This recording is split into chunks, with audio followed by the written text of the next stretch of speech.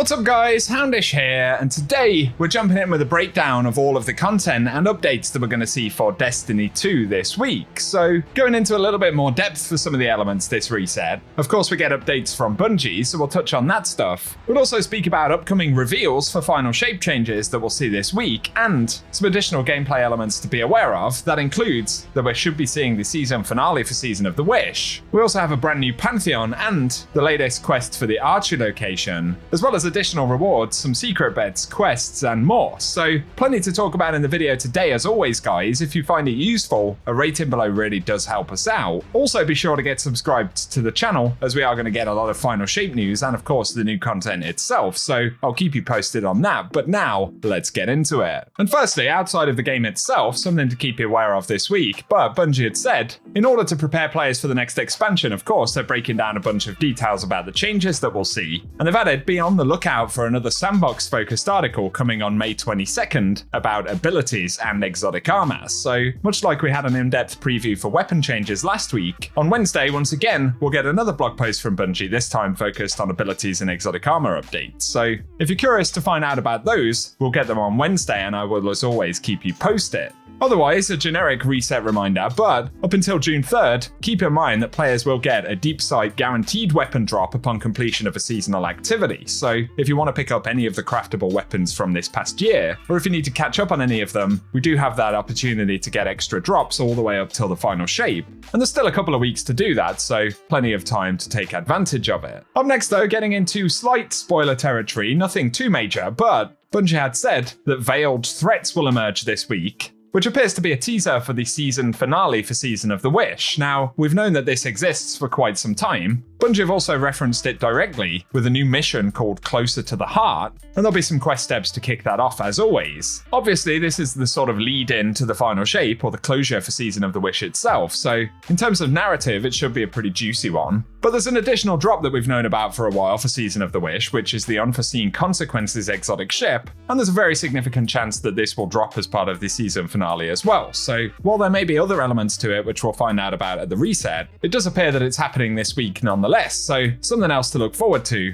And as far as I know, we're likely to see that quest begin in the Helm, so look out for that when we get to reset. Another component for this week though, of course, is the Pantheon challenge, and we're in the final week for that, so while they will all remain in the game and accessible for the next couple of weeks, the unique challenge for this week will be at minus 20 power, so it is going to be the most difficult one purely in terms of the power level, but also the number of encounters required to complete it, with Golgoroth, Caretaker, Macrocosm and Atrax 1, as well as Oryx, Rulk, Riven, and Nezarec required in order to get the completion this week. But of course, if we can get it done, we get access to the raid exotic selection, as well as a whole bunch of other loot, and the elevated above Nezarec emblem, which is a really nice one. So another exciting component for this week, and let us know down below if you plan to tackle that challenge at reset. Additionally this week though, we'll get a couple of updates for the 0 Hour exotic quest, and I believe new vault puzzles will become available for those working on unlocking the ship, but additionally, we get the next upgrade for Outbreak Perfected, and as far as I know, that will be Headseeker this week, so another very interesting upgrade for the weapon, and the final one will be Outlaw, that will drop next week. So let us know if you'll be diving back into 0 Hour with the reset. Our very final mention though is for Archie, and this week we'll see Archie in the Dreaming City. So as always, we'll start out in the Tower Annex, then we'll speak to Ada 1 before being required to visit Petrovenge in the Dreaming City to ask about Archie's whereabouts. And from there, Archie wanted to check out the Blind Well, but Guardians were fighting something scary, so he decided to wait outside the door. So from the main spawn in Devalian Mists, of course, we can get access to Blind Well, but just outside of the encounter area at the main entrance is where we're expecting to find Archie based on that quest step. On top of that, Archie heard about some mysterious bones that like to barter and naturally felt compelled to check them out. And this will be the area off Harbinger's Seclude in the Dreaming City, where the 2 Ahamkara skills are located that we traded with back in Forsaken. So there are a couple of different ways to get to that area. It's certainly the longest run during this quest, so I'll run a clip at the end of the video that shows the full location from the spawn for how to get to that area. After that though, Archie felt like someone was playing a trick on him. He kept hearing the sound of a cat's purring permeating the mists.